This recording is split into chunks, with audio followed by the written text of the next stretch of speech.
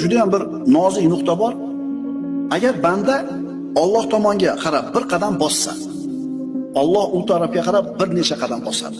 Banda Alloh taologa qaytay, bo'ldi endi tavba qilay degan fikrni kallasiga olib kelishligi bilan hali hech narsa qilmadi, qaranglar. Bo'ldi endi bugundan ichmayman dedi. Bo'ldi bugundan boshlab namozni boshlayman dedi. Shu fikr kallasiga kelishligi bilan Alloh taolo shu bandani qalbiga saodatni berib qo'yadi. Xotirjamlik berib qo'yadi, taskin berib qo'yadi. Shu etapdan o'tganmiz ko'pchiligimiz. Bo'ldi. Ertadan namoz boshlayman deganingizda bilasizmi qanaqa maza qilgansiz? Eslangda. Bo'ldi. Sigaretni tashladim bugundan boshlab dedingiz. O'sha momentni eslangda.